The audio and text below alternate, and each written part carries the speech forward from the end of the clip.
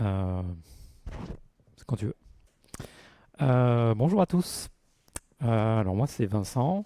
Je suis staff engineer chez Primary Medical. C'est une startup que je vais vous présenter juste après. Et aujourd'hui, je vais vous parler d'Event Driven Architecture, plus précisément de comment on l'a construite chez Primary depuis bientôt 3 ans.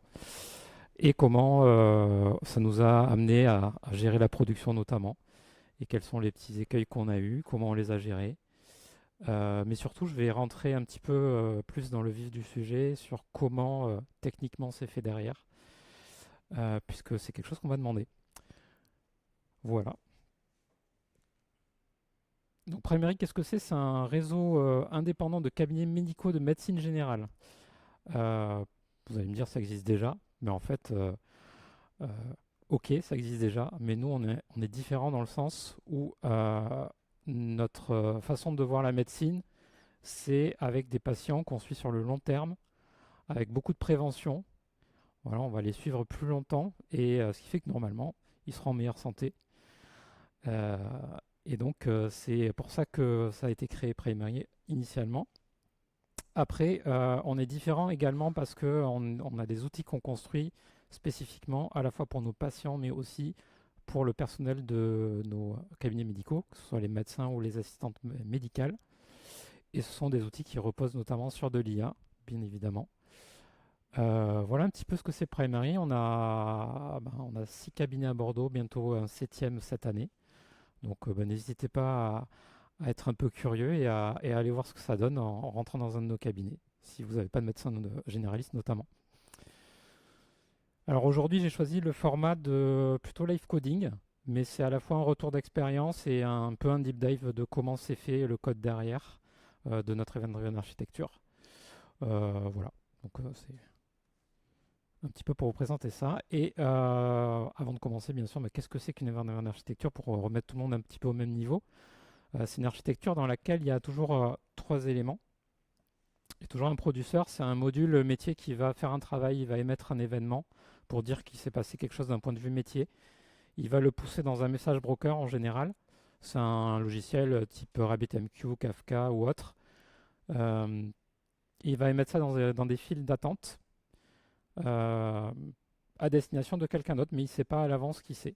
Et donc, il y a un consumer de l'autre côté qui, lui, va être intéressé par un ensemble d'événements.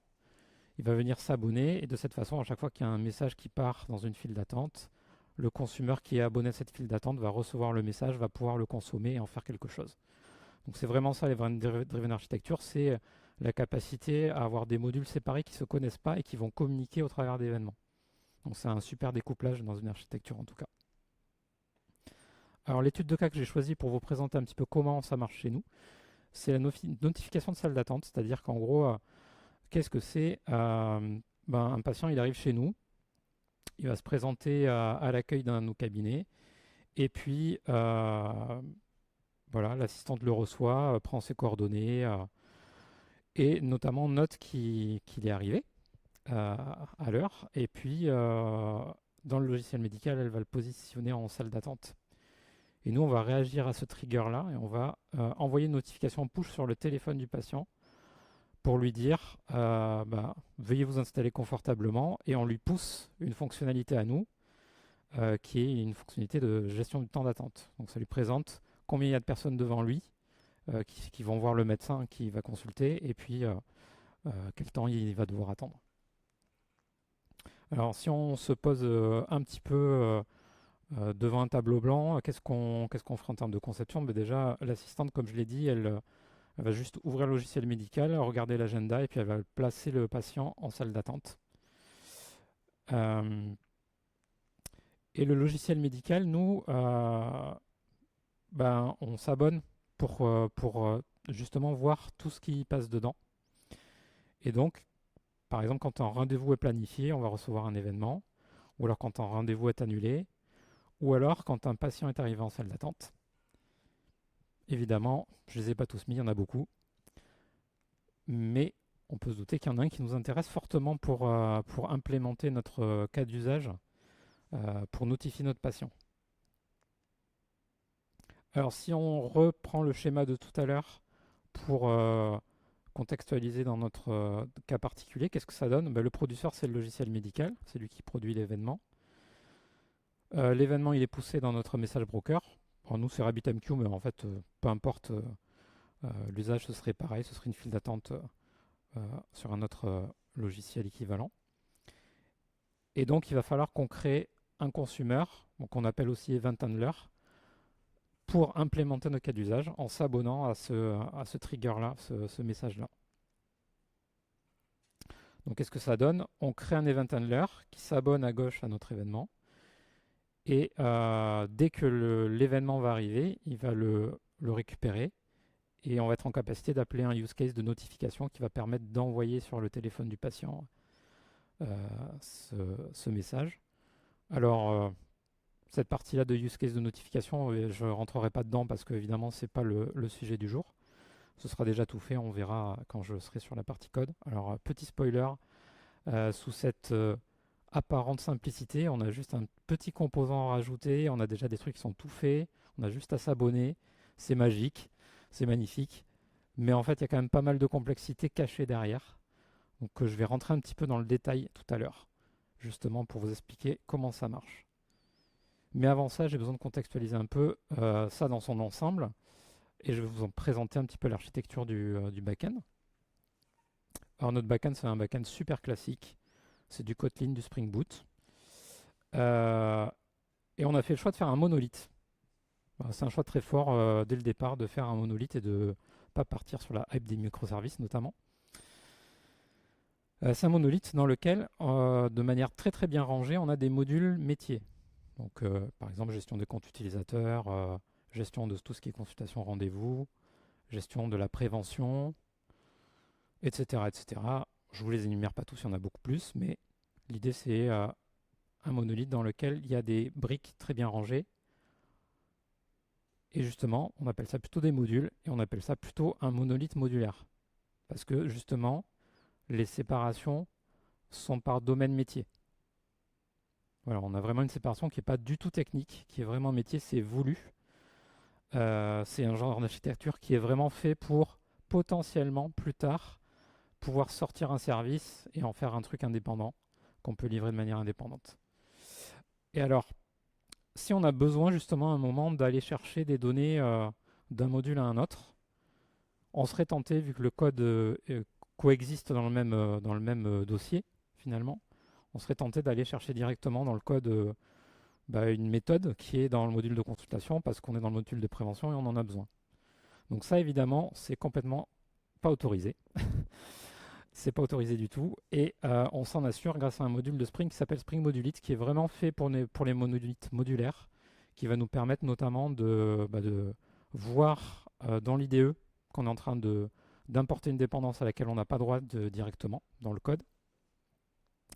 Ou alors carrément dans les tests, on peut bloquer le build en disant tu me verrouilles tout, je ne veux pas être autorisé à faire des liens directs. Évidemment, du coup, il faut le faire d'une autre manière.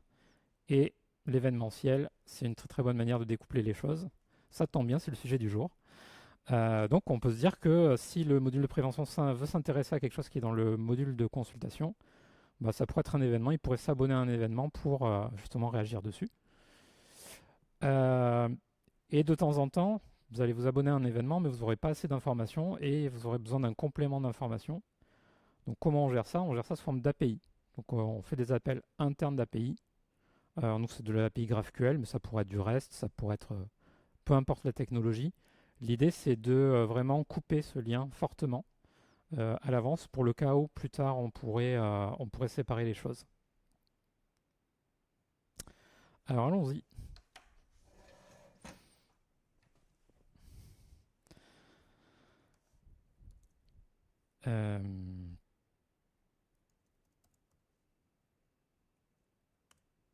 Est-ce que tout le monde y voit? Ça va être bon, je pense. Donc là, j'ai mon petit exemple de code qui est un peu tout vide. Il y a juste mon event qui est par là. Et puis, je vais rajouter un dossier dans lequel je vais mettre mon event handler pour je vais pas mettre de manière ça très poussée parce que je vais manquer un peu de temps. Je vais l'appeler salle d'attente par exemple, mon dossier. Oula, de T. Et je vais l'appeler notifier le patient lors de son arrivée, par exemple. OK. Alors la première chose, évidemment, on est dans du Spring, donc on met la petite annotation qui va bien, sinon le framework ne verra pas la classe et ce sera un peu dommage. Le premier élément dans notre architecture à nous, premier choix qu'on a fait, j'expliquerai par la suite pourquoi, c'est d'avoir une interface qui s'appelle Event Handler. Pourquoi? Notamment parce que ça nous oblige à implémenter une méthode handle qui va permettre justement de gérer le message qui arrive dans la file d'attente. Cette signature de méthode, elle prend directement la signature technique de l'intégration RabbitMQ dans Spring Boot. Il n'y a pas de surprise énorme là-dessus. Petite surprise que j'expliquerai ensuite pourquoi on a fait ça comme ça. Pour souscrire à l'événement qui va arriver, qui va avoir une file d'attente dédiée, on a une méthode, une annotation à nous, dans laquelle on va dire je souscris à quelque chose. Et un event handler chez nous, il peut souscrire à plusieurs files d'attente. Pour certains cas, ça peut être tout à fait valable. Donc voilà. Alors, donc voilà un peu à quoi ça ressemble la signature. On va retrouver sous forme de chaîne de caractères le chemin complet vers la classe de l'événement. Alors, pourquoi une chaîne de caractères, vous me direz? Parce que c'est le choix qu'on a fait de contrat en fait. Ça ne peut pas être un lien vers une classe. Parce que sinon, pour rappel, ça casse la règle que j'ai donnée avant de on n'a pas le droit d'importer des choses d'un module vers un autre. Parce qu'on a des modules qui communiquent au travers d'événements, mais qui ne sont pas les mêmes modules. Donc, c'est complètement pas autorisé. Donc, on fait quand même un choix fort de donner, pour pas avoir de doublons sur des noms d'événements, on donne le chemin complet. C'est un petit peu notre contrat. Je reviendrai un peu par la suite dessus. La notation à quoi ressemble? Bon, le tout pour dire quels sont les événements sur lesquels on s'abonne. On a aussi du retry. Si jamais on a une erreur, on peut réessayer de rejouer un événement. Et puis on a un nombre de consommateurs. Ça permet de vraiment scaler notre architecture, hein. Des fois, on a besoin de performance et de prendre des événements, non pas les uns après les autres, mais de manière un peu plus parallélisée. Donc c'est à ce moment-là qu'on va pouvoir utiliser ce paramètre-là. Alors, donc pourquoi on a fait ce choix-là de faire un peu notre propre sauce? Pour ça, il faut repasser quelques minutes sur les slides. Pourquoi? Tout simplement parce que le fonctionnement de Spring Boot, c'est de s'abonner à une file d'attente existante. Et nous, c'était quelque chose qui ne nous convenait pas. On n'avait pas envie de devoir penser à l'avance à chaque fois qu'on avait un nouvel event handler à implémenter, de devoir créer toute cette infrastructure sur RabbitMQ pour que ça fonctionne. Donc l'infrastructure en question, la voilà. On a trois éléments techniques sur RabbitMQ. L'exchange, c'est un peu l'espèce de boîte postale sur laquelle on va envoyer notre événement. Et cet événement, il va être rerouté vers une file d'attente. Et nous, on a fait le choix que nos event handlers aient chacun leur file d'attente. Donc en fait, c'est vraiment du routage, c'est très technique, hein. On a les éléments, on les déclare. Quand on pousse l'événement dans l'exchange, via le routage, il sait exactement où il va atterrir. Enfin, du moins, on sait exactement où il va atterrir. Mais ces éléments, on n'avait pas envie de les créer manuellement. Voilà, tout simplement. Et au risque de les oublier, notamment, ce qui ferait que notre belle architecture s'écroulerait un petit peu et ne fonctionnerait pas. Donc on s'est dit, comment faire ça pour ne pas avoir à y penser? C'est super simple. On est parti du code pour automatiquement générer l'infrastructure. Alors pour ça, il faut que je reprenne un petit peu le code.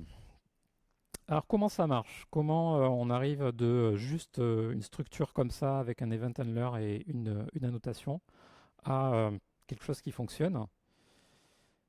Pour ça, il faut que je vous montre la classe de configuration qui va bien. Donc on s'appuie complètement sur Spring Boot. La différence que je vous expliquais, hein, Spring Boot, lui, il, il fournit des annotations qui permettent de s'abonner à des choses existantes et nous, comme je vous le disais, on ne voulait pas faire ça.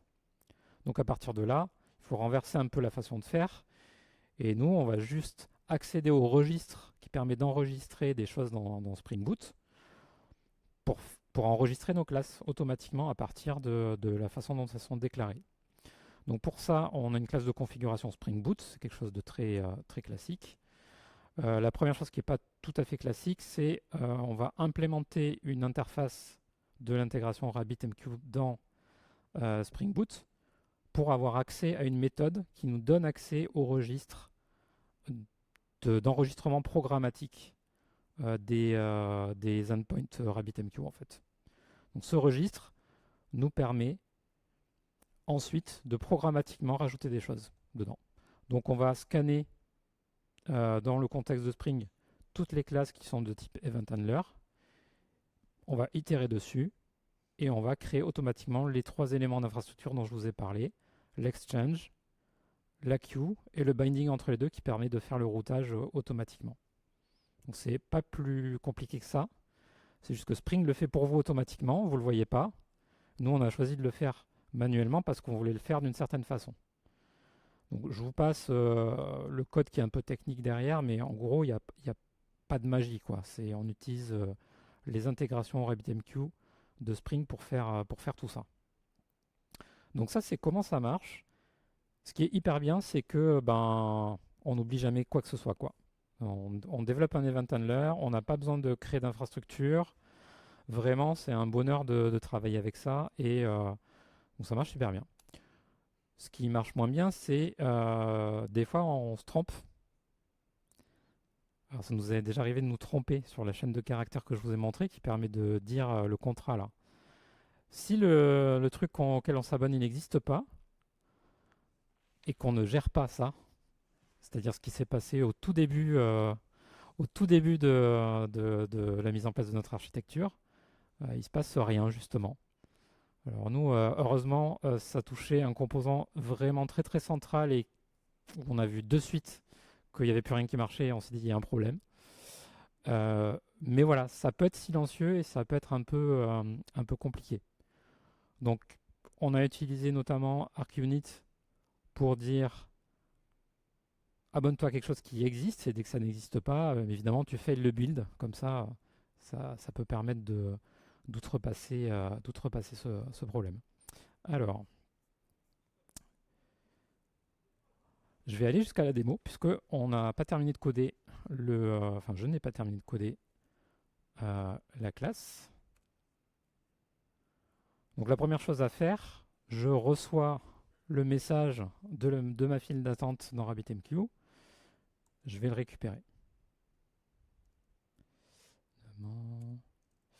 Et j'ai une petite méthode qui me permet, une méthode extension Kotlin, qui me permet à partir de l'objet de Spring de le convertir dans un format JSON un peu plus sympa qu'un format binaire qui est moins sympa. Voilà, la première chose à faire, on doit, pour rappel, notifier le patient sur son téléphone. Donc on a besoin de l'identifiant du patient et l'identifiant du patient il est dans le message, dans l'événement qui est dans la file d'attente. Donc on va récupérer son identifiant. Et pour ça, j'ai la méthode qui va bien. Est-ce que c'est ça? Non, c'est pas ça. Donc je récupère mon identifiant de patient et puis j'ai plus qu'une seule chose à faire finalement, c'est j'ai besoin de mon use case de notification que je vais aller injecter avec Spring. Pardon. Déjà tout le code de près, parce que se souvenir de tout ça, c'est compliqué. Voilà, et puis j'ai plus qu'à appeler. Hop là. J'ai plus qu'à appeler le code qui va bien. Tac. Ok. Donc rien de très intéressant, hein. Pour ma notif, elle a un titre, un contenu. Surtout, je fais passer l'identifiant du patient dedans. Et petite chose intéressante, j'ai quand même une stratégie de notification qui me permet de dire si je veux notifier à chaque fois ou une seule fois le patient. Parce que en Event-Driven Architecture, on n'est pas garanti qu'on va passer qu'une seule fois dans notre event handler, qu'un message notamment, il va pas être refusé ou il va peut-être repasser dans la file d'attente. Donc, moi, j'ai pas envie de notifier mon patient plusieurs fois parce qu'il comprendrait pas trop pourquoi je lui envoie une notification plusieurs fois. Donc, j'ai ce genre de stratégie. Très bien. Allez, petite démo. Je lance mon application. Alors, c'est normal. J'ai pas mon RabbitMQ de lancer. Je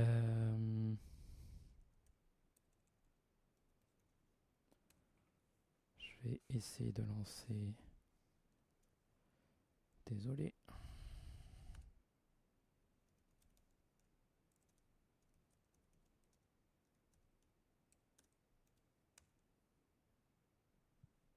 C'est fort dommage. Je n'ai pas de réseau. Alors, vous allez m'excuser quelques secondes. Je vais devoir accéder au réseau. Ah, est-ce qu'on accède au réseau ici? Oui. Formidable.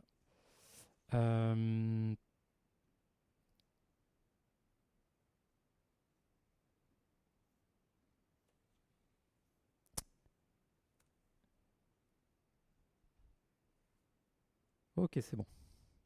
Allez, je relance mon serveur. Et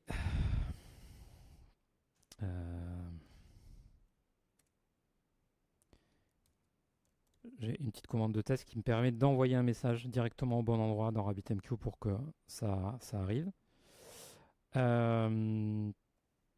Et je vais aller voir justement mon serveur. Est-ce que... Ah, mais il y a un problème. Alors, apparemment, je me suis trompé. Donc, évidemment, c'était fait exprès. Donc, qu'est-ce qui s'est passé? J'ai envoyé mon message. Il est parti donc sur Rabbit dans l'exchange qui était rerouté vers la queue. C'est arrivé sur mon event handler qui a dit tiens, ce serait bien que je récupère identifiant patient, sauf que le champ il s'appelait pas identifiant patient. Dommage. Alors, dans ce genre de cas, qu'est-ce qui se passe? On a une erreur, comme on a vu, mais moi, j'ai pas envie que l'erreur soit tombée dans les limbes et que finalement je le vois jamais, puisque c'est une fonctionnalité qui n'est pas face à l'utilisateur. Donc, si personne ne voit l'erreur, c'est un peu dommage. Donc en général, dans ce genre d'architecture, on a des dead letter queues, ce sont des files d'attente spécialisées dans la gestion des erreurs, qui permettent justement que ces messages qui ont été refusés par un event handler soient rangés, mis de côté pour être corrigés et puis retentés plus tard, quoi. Donc c'est un double intérêt qui est aussi qu'on peut prendre le message et avant de l'envoyer dans la dead letter queue, lui donner tout un tas d'informations qui vont nous permettre justement de débugger le problème.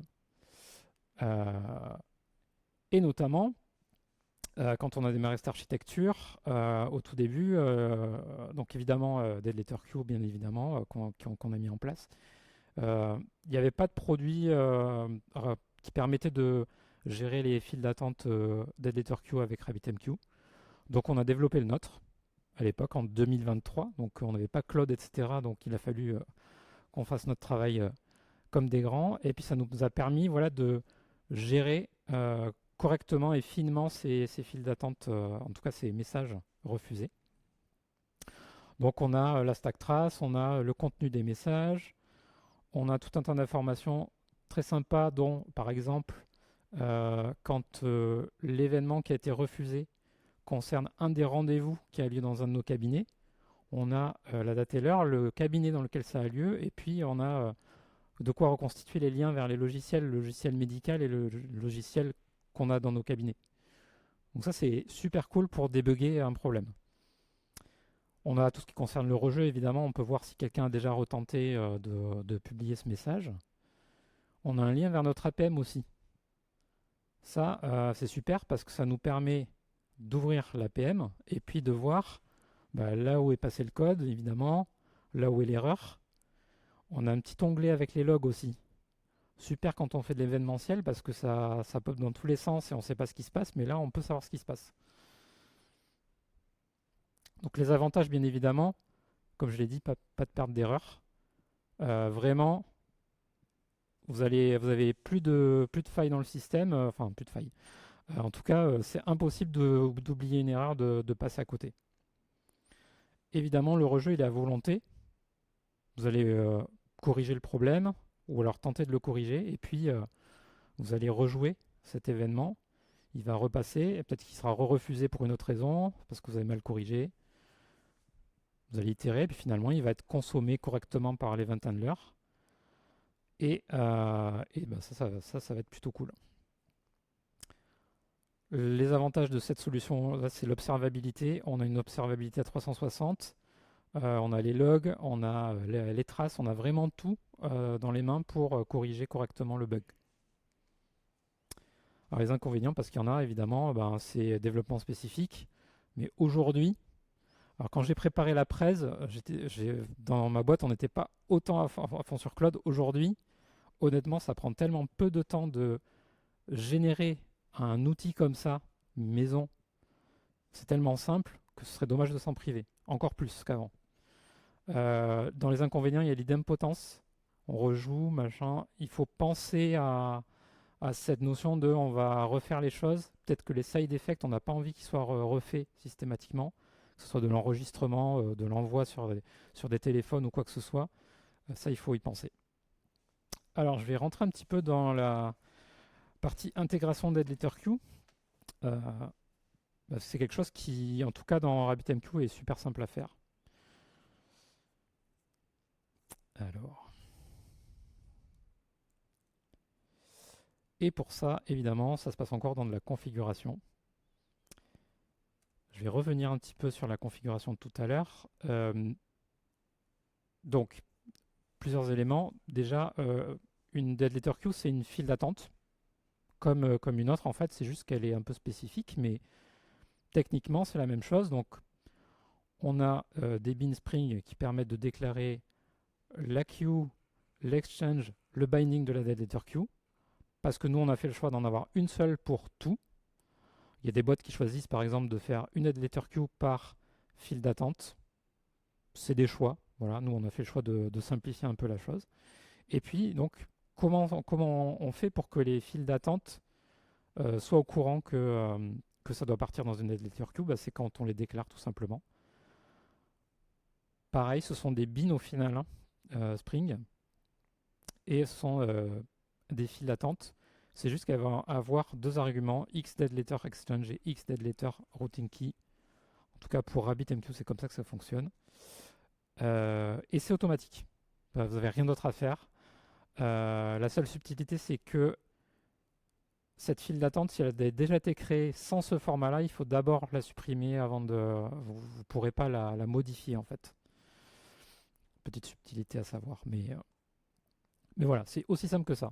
Et grâce à ça, automatiquement, quand vous allez avoir une exception qui va être levée lors de la consommation d'un événement, automatiquement, ça va atterrir dans la file d'attente de DeadLetterQ. C'est pas plus compliqué que ça. Alors, deuxième élément, j'ai parlé aussi du fait de pouvoir ajouter de la donnée à la volée et pour contextualiser un peu les choses et justement pouvoir débugger, corriger, etc. Et donc ça, on fait ça avec une implémentation spécifique aussi de l'intégration de Spring. Il suffit d'implémenter une interface qui s'appelle Message Recoverer qui permet d'avoir accès à cette méthode recover qui prend en paramètre le message lui-même et aussi la cause de l'erreur, l'exception. Donc à partir de là, on est capable de faire n'importe quoi puisqu'on peut manipuler notre message avant qu'il soit envoyé dans notre DeadLetterQ. Donc on va lui mettre tout un tas d'informations, la stack trace, mais digeste pour les humains, par exemple. Tout un tas d'informations, la date à laquelle l'événement a été rejeté, ça peut être important. Nous, on a des choses qui sont par rapport à des rendez-vous de nos patients dans les cabinets. On a besoin de savoir aussi un petit peu le contexte, à quel moment ça s'est passé, etc. Donc ça, c'est important. Le nombre de rejeux, etc. Donc voilà, vraiment, on peut faire plein de choses. Nous, on a mis un ID pour ensuite pouvoir supprimer ou renvoyer des messages avec notre outil. Et puis, on a mis des informations. Alors là, j'ai mis des informations en dur, mais on a des mécanismes automatisés qui vont chercher par API interne les informations qui permettent de contextualiser le fameux truc que je vous ai montré avant, qui permet d'accéder aux informations de production sur les rendez-vous ou les patients. Voilà. Donc ça permet vraiment de donner du contexte à notre message avant qu'il soit envoyé en dead letter queue. Voilà, et c'est tout. Honnêtement, il n'y a pas grand-chose de plus. Je ne vais pas rentrer forcément dans le hyper détail de la configuration, mais globalement, ce sont des briques techniques standards. On a juste fait de l'automatisation autour de ça, mais il n'y a rien de très compliqué. Pareil, le message recoverer, c'est du Spring aussi. Vraiment, il y a de quoi faire des choses bien assez facilement au final, quand on suit la documentation de Spring, en tout cas. Alors, à votre avis, comment j'aurais pu éviter ce problème de message pas au bon format? Typage fort, ok. C'est pas la réponse que j'attendais, mais... Ouais, on n'a pas été aussi loin que ça. On n'a pas été aussi loin que ça, parce qu'effectivement, on est une petite équipe et on n'a pas forcément exactement ce besoin-là. Mais à terme, ça pourrait être une solution. Bah, c'était plus simple en fait. C'était faire des tests. Parce que vous m'avez laissé, c'est pas bien, vous m'avez laissé coder sans faire des tests. Alors, oui, pardon. Avant de rentrer dans les tests, comment je vais le faire, c'est intéressant de parler de comment on l'a fait au début. Au début, on aurait codé des tests d'intégration. Donc, qu'est-ce qu'on aurait fait pour faire la même chose que ce que j'ai codé aujourd'hui? On aurait déclaré un patient, on aurait déclaré un rendez-vous sur ce patient, on aurait émis l'événement dans RabbitMQ de test, et on aurait attendu que ça se passe, et on aurait attendu que notre notification arrive pour pouvoir vérifier que la notification a été envoyée. Alors ça a des avantages, mais ça a plein d'inconvénients, dont on en voit un là sur l'écran très, très, très facilement. Donc les tests d'intégration, évidemment, on a arrêté d'en faire, pour plein de bonnes raisons. La première, c'est que le sujet du test, il est caché. On essaie de tester notre event handler. Or là, vous le voyez, vous? Moi, je ne le vois pas. Bon, ça, c'était le premier sujet. Le deuxième sujet, c'est que c'est de l'asynchronisme. Donc, ça va être lent. On va attendre qu'il y ait quelque chose qui se passe. Donc, forcément, votre test va devenir fragile. Donc, tout le monde va se mettre à critiquer la CI pour dire c'est lent, je comprends pas, ça marche pas, ça marche jamais. Alors qu'en fait, le vrai problème, il est ailleurs. Et donc, forcément, ça va être difficile à maintenir. Des fois, vous allez avoir un bug subtil, mais qui est planqué à l'intérieur d'un truc qui est derrière l'event handler. Et déjà que vous ne voyez pas l'event handler dans le test, mais alors ce qu'il y a encore plus à profond à l'intérieur, vous le voyez encore moins. Donc, on a changé de stratégie. On a fait plutôt des tests unitaires. Donc forcément, c'est beaucoup plus rapide déjà. Ça porte sur l'event handler. Donc ça, c'est cool. Et du coup, on va plutôt les orienter contrat. C'est-à-dire que on va plutôt avoir tendance à dire l'event handler, c'est un connecteur pour rentrer dans notre architecture et dans notre métier.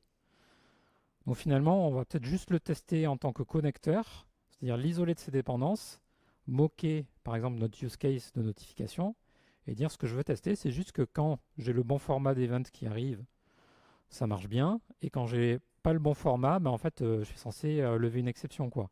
Je suis censé le voir. Donc forcément, c'est beaucoup plus facile à maintenir. Il y a beaucoup moins de use case puisqu'on n'est pas en train d'essayer de gérer du métier dans un test qui porte sur un event handler aussi. Allez, codons ça en TDD rapidement. Donc je vais repartir de ma classe d'event handler et je vais créer mon test. Donc premier test, je vais juste dire doit lever une exception si le format du message est incorrect. Ok, donc je vais déclarer mon event handler. C'était notifier quelque chose, je crois.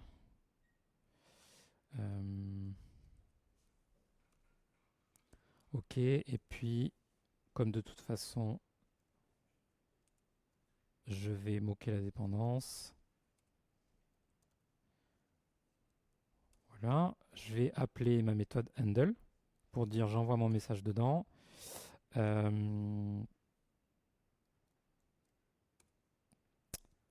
Alors, ça c'est juste un petit raccourci pour créer l'enveloppe RabbitMQ nécessaire, qui fait partie de notre stack de test. Donc, je vais juste dire le type de l'événement. Hein. Et puis, on voit que je passe le payload incorrect, celui que j'avais fait au début, en lui donnant un ID. Et puis, j'envoie ça dans mon event handler. Donc, mon test consiste à dire vérifie que ça lève une exception, quoi. Hop. Moi, j'aimerais bien que, c'est un petit peu un argument de mon event handler, le message, donc je vais mettre une illégale argument exception. Ok, c'est parti. TDD, ça casse d'abord. Donc avant de corriger, évidemment, je fais le test qui casse. Et puis, j'ai pas grand chose à faire. Hein, moi, ça s'appelle identifiant, donc du coup, mon test va casser. Voilà. Très bien. Faisons le deuxième test rapidement. Hop. Toi, appeler le use case. Le message est correct. Alors, je vais peut-être tout mettre comme ça pour qu'on voit bien. Je vais juste mettre mon mock dans une variable pour vérifier à la fin que justement le use case a bien été appelé. J'ai plus besoin de vérifier que ça se trouve une exception, donc j'enlève ça. J'appelle toujours mon event handler, ça ne change pas. Par contre, à la fin, je vérifie que j'ai bien eu mon appel une fois. Alors, non, c'est pas Mockito. Ce qui me fait.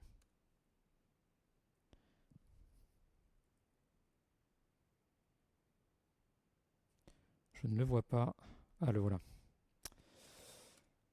Et là, ce serait. Pardon. C'est notification, c'est ça, ouais. Notification.exécuter.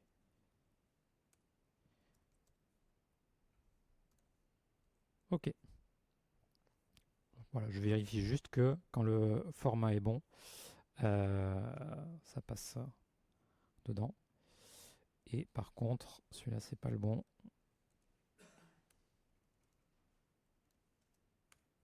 Voilà, cette fois-ci, je lui passe le bon format avec identifiant. Bon, là, j'ai pas modifié le code de production puisqu'il était déjà bon. Mais on voit que ça fonctionne. Donc finalement, ça va assez vite à tester. Bon, je peux vous dire que dans du Claude ou autre, ça se génère très très bien. Voilà, ça c'est. Donc nos apprentissages. Déjà, il faut s'outiller pour maîtriser une architecture event-driven. Si vous n'avez pas d'observabilité sur la totalité, vous allez avoir des ennuis, quoi. Vous allez passer du temps à faire de la prod. Je crois que personne n'aime ça, gérer la prod, donc faut pas hésiter à s'outiller, quoi. Deuxième point, c'est que La stratégie zéro, c'est ce qui nous permet de vraiment nous focaliser sur la création de features et non pas sur la prod. C'est-à-dire que dès qu'on a un nouveau problème qui apparaît, on le corrige super vite. Du coup, la boîte de réception quelque part de RabbitMQ, elle est à zéro. Euh, Plus d'événements DeleterQ, donc plus de problème. Ce qui est super, c'est le rejeu post-incident. Vous avez un incident. Des fois, bah, on a tous des dépendances externes à des solutions tierces.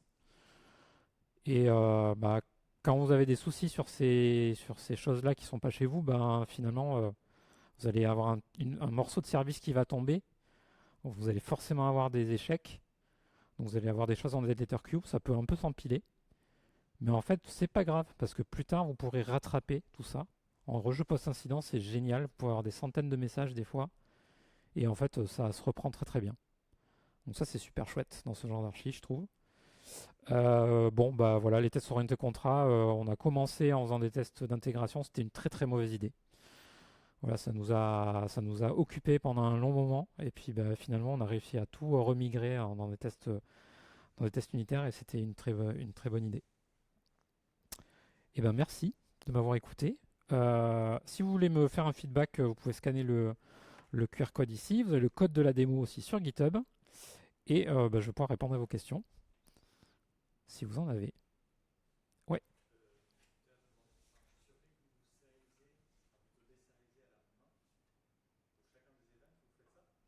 Alors, il est déjà en JSON en vrai dans Rabbit.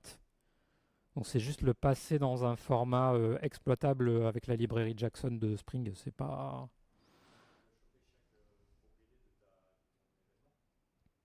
Alors oui, pour des. Alors, j'espère répondre à ta question avec ce retour. Pour des événements qui sont poussés et réceptionnés dans le même contexte métier, on va s'autoriser à le sérialiser directement dans la classe pour avoir la classe directement, la classe de l'event. Par contre, quand on sort des frontières d'un module, là par contre, on va utiliser la méthode que j'ai employée qui transforme en JSON parce que sinon ça rompt l'architecture quoi.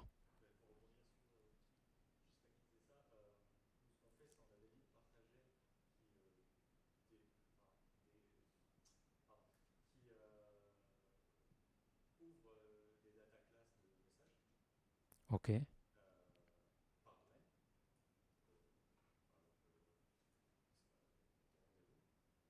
Ouais. Ouais.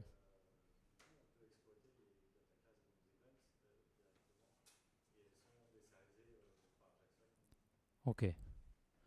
Donc en fait, vous avez en gros des DTO d'event de chaque côté quoi. Oui, c'est un choix qu'on n'a pas fait, mais on aurait pu faire ça aussi, je pense, effectivement. C'est possible. Oui, oui, oui. Je suis d'accord, c'est possible aussi, ouais. Euh, je suis désolé, j'ai pas répété la question. La question c'était pourquoi on désérialise en JSON, etc. Et est-ce qu'il y a d'autres questions?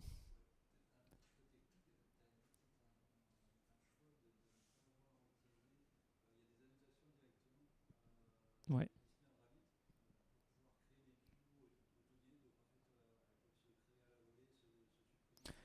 Euh, c'est pas ça que j'ai dit, non. Alors la question c'est est-ce que il y a des annotations pour créer des choses à la volée, etc. Ce que fait Rabbit, lui, c'est tu as une file d'attente qui existe déjà dans Rabbit et tu veux t'abonner. Ça le fait hyper bien. Par contre, créer l'infrastructure nécessaire à base d'annotation, ça y a pas. Et enfin, ou alors, tu vois, j'ai pas trouvé quand on a lancé l'architecture de notre projet. Mais, euh, mais ouais, voilà. Donc du coup, c'est ce qui nous a amené en fait sur ce chemin de créer manuellement les choses.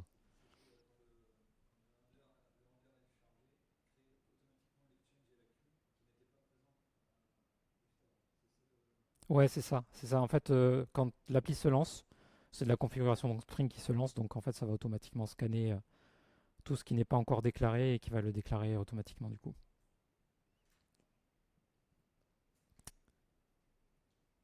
Ouais.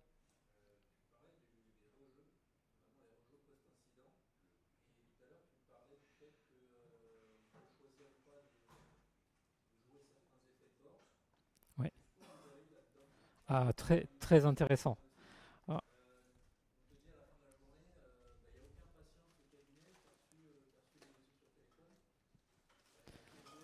ouais. Alors, super intéressant ta question. La question c'est comment on gère les rejeux et notamment quand il y a des choses qui se passent pas et a posteriori qu'est-ce qu'on fait.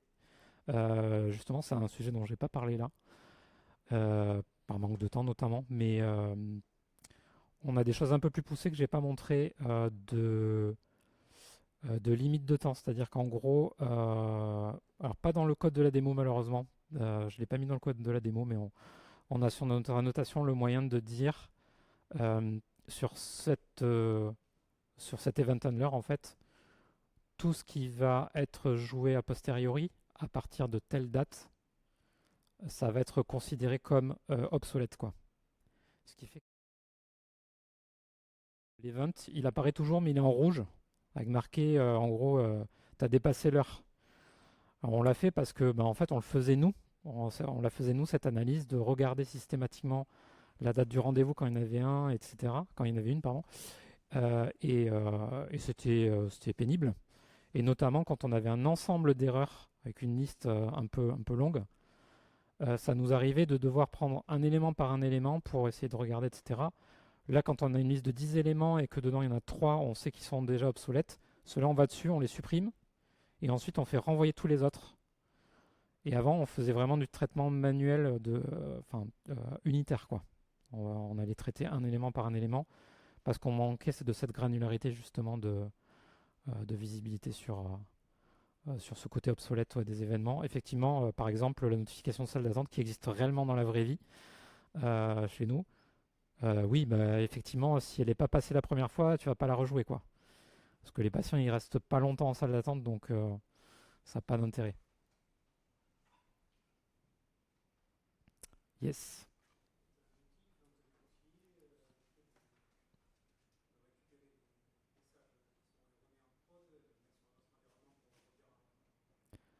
Alors, la question c'est est-ce qu'on a fait quelque chose pour en gros reproduire le rejeu d'événements de prod sur autre chose que la prod. Non, on n'a pas ça. C'est un peu compliqué à faire. Nos environnements en plus, bon, on n'a que deux et il y a des petites subtilités, des choses qu'on ne peut pas avoir sur nos environnements de test, notamment sur le logiciel médical. Et on n'a pas fait ce travail de, ouais, de rejouer. Souvent, le problème quand il arrive en prod, de toute façon, il est déjà connu en staging. Souvent, c'est des choses assez faciles à gérer. C'est souvent des choses qu'on ne maîtrise pas nous. Donc, c'est des intégrations avec le logiciel médecin, c'est des choses comme ça. Ou avec un tiers, on a un tiers par exemple pour notre messagerie. Ça va être plutôt des choses avec des tiers souvent qui vont casser plus facilement. Euh, en général, on essaie de reproduire le cas en test et puis on le corrige. Enfin, on corrige le test et on envoie en prod et on rejoue avec notre outil. On a plus cette stratégie-là plutôt que d'essayer de reproduire avec le dataset de prod sur notre environnement de staging, quoi.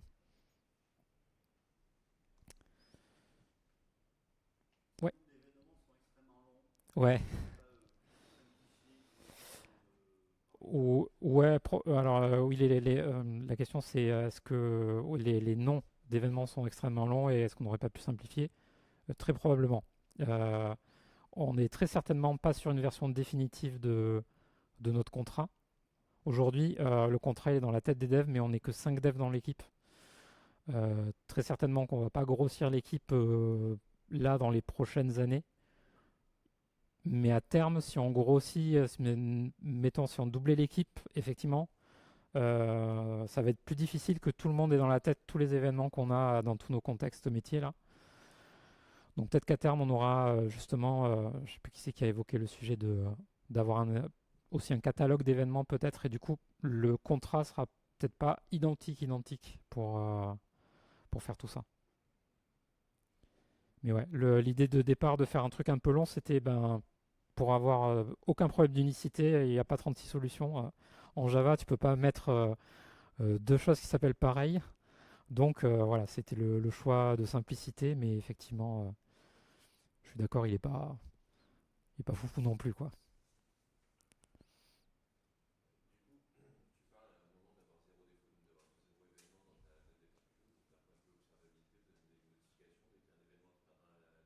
Ouais, ouais. Alors, ouais, très bonne question aussi. Effectivement, la question c'est comment on est averti de il y a un problème pour avoir cette stratégie de zéro défaut. Euh, ben, c'est très simple, enfin c'est très simple. On a un APM dans lequel on peut mettre de l'alerting. On a fait une métrique avec Spring Boot qui dit au top j'ai 200 messages dans ma dead letter queue quoi. On publie ça. Lui, l'APM avec son alerte, il nous envoie un message sur Slack. On a un canal dans lequel on a ce genre d'erreur qui remonte.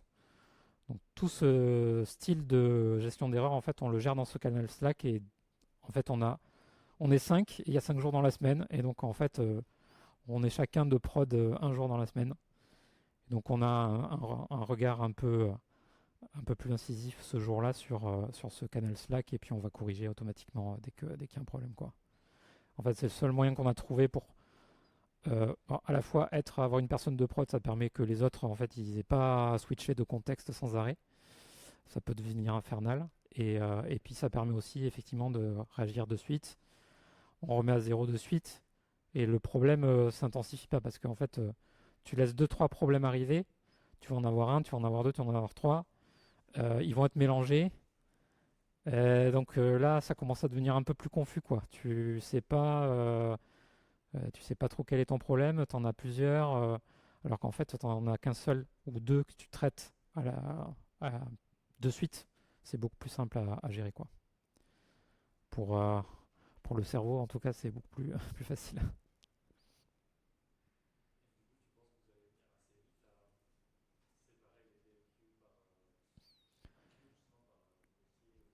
Alors, la question c'est est-ce qu'on va arriver rapidement à séparer ces dead letter queues?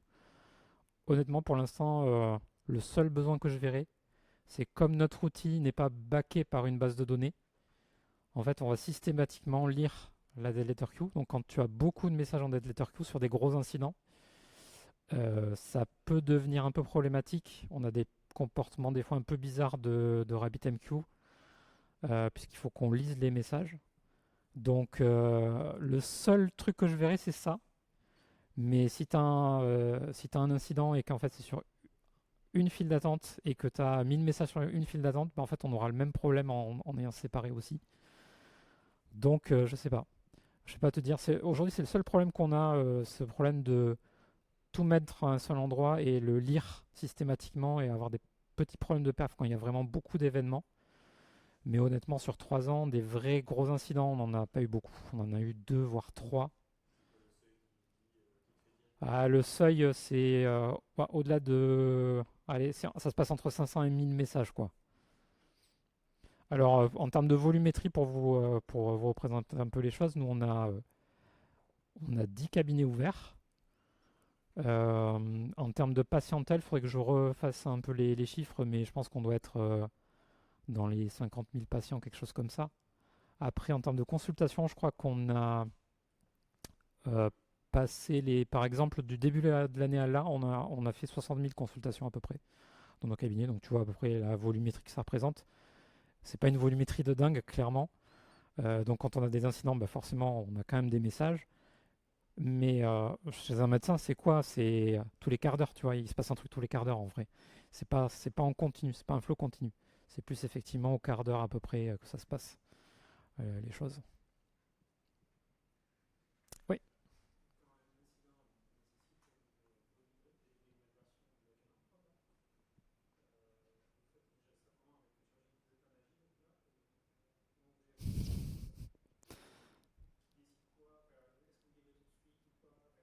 Ok.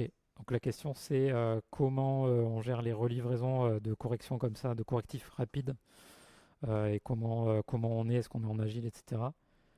Je sais pas si on peut dire qu'on est en agile, mais je pense que ça ressemble à de l'agilité. On fait de moins en moins d'estimations et de choses comme ça en tout cas parce qu'on a besoin de délivrer rapidement et c'est ce qui nous, en tout cas l'équipe tech, c'est ce qui nous anime, ce qui nous anime le plus. Après, ce qui nous anime le plus, c'est ne pas faire de prod. Donc, on va pas laisser 3 jours se passer quand il y a un problème qui arrive. Des fois, ça peut être des signaux faibles qu'il y a quelque chose de plus grave qui se passe et qu'on n'a pas vu aussi, qui est plus subtil d'ailleurs à détecter. Mais donc ouais, on a tendance à quand même assez vite réagir et comme je le disais, on est tous les jours, il y a quelqu'un de prod. Quand cette personne est absente, ben, on arrive à se relayer et à ce qu'il n'y ait jamais de trou dans la gestion de la prod parce que ben, c'est pénible de devoir switcher sans arrêt de contexte et de sortir de la tâche qu'on fait, quoi. Donc, en général, on a quelqu'un de dédié, ça permet aux autres de se concentrer, de rester concentrés, quoi.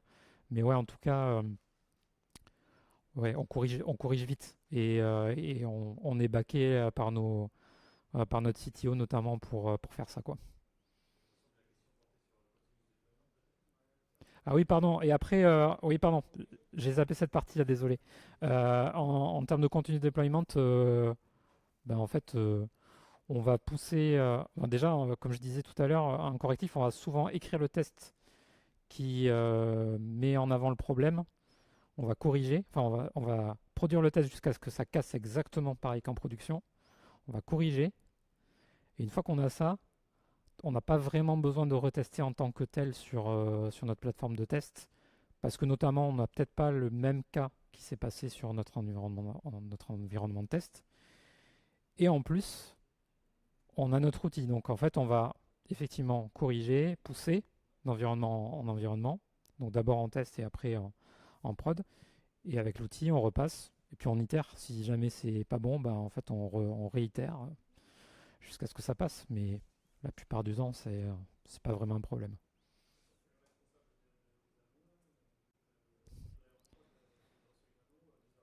Ouais, oui.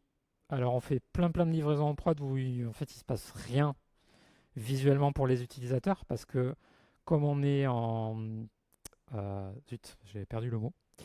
Bref, on fait pas du trunk base, on fait du trunk base, on fait pas du feature branch, ce qui veut dire que on a sans arrêt des features en cours de développement qui sont features flaguées off.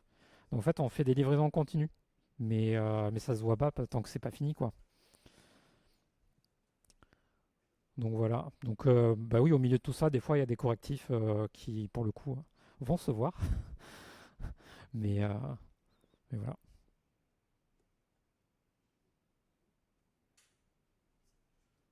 Ouais.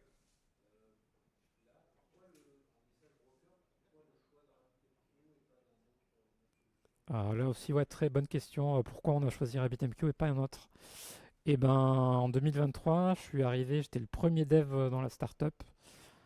En 3 mois, il fallait monter un back-end plus une appli mobile pour, pour le MVP de la boîte, pour montrer aux investisseurs qu'on faisait des choses et qu'on sortait des choses. Donc, bah, en fait, tout simplement par simplicité pour gagner du temps. C'est de la stack que je maîtrisais, Spring Boot. Ouais,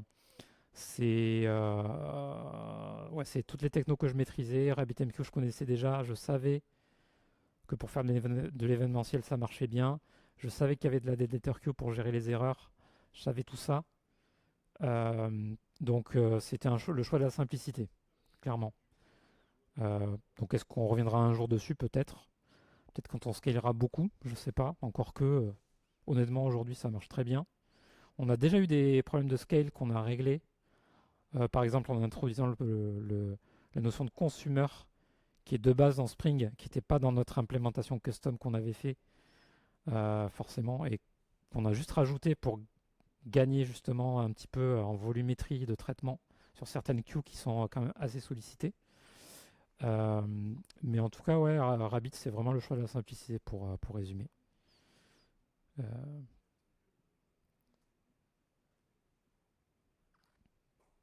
D'autres questions? Ah, oula, ça, Ça demanderait. La question, c'est qu'est-ce que c'est qu'un staff engineer? Ce qui sort un petit peu de, euh, du contexte de ma presse, mais il n'y a pas de réponse hyper simple. Je vais essayer de le faire de la manière la plus simple possible quand même, parce qu'il y a des confs là-dessus que je te conseille d'aller voir si tu veux avoir un peu plus de détails. En gros, moi, je le représente comme étant un tech lead slash architecte slash personne qui met les mains dans le cambouis dans à peu près tout dans la boîte. Mais c'est quelqu'un qui va faire la glue, notamment entre les différentes teams quand il y en a. La spécificité de notre boîte, c'est qu'en fait, il n'y a qu'une seule team. Et en plus, on est deux staff engineers. Donc c'est vraiment ultra rare, je pense.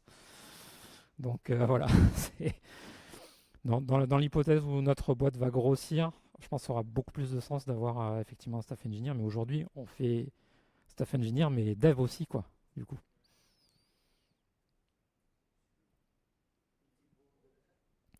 Pardon? Un mot de la fin. Si vous n'osez pas vous lancer sur l'Event-Driven Architecture, eh ben, lancez-vous quand même, c'est super. Non, en vrai, bon, si vous n'avez pas envie d'avoir les problèmes que j'ai présentés, bon, c'est vrai que, voilà. Mais moi, le gros avantage que j'y vois, c'est quand vous avez un problème à un moment donné, si c'est quelque chose de synchrone, ça va fail et vous ne pourrez pas reproduire l'erreur, quoi. C'est vraiment le gros avantage de la synchrone et l'événementiel, c'est on peut reproduire à volonté l'erreur jusqu'à ce qu'elle passe, enfin, jusqu'à ce qu'elle soit corrigée en tout cas. Ça c'est vraiment pour moi le gros avantage. C'est pour ça que pour moi c'était vraiment l'architecture qu'il fallait pour notre boîte. Et aujourd'hui, 3 ans après, je regrette absolument pas. Voilà, voilà, en conclusion. Merci à vous.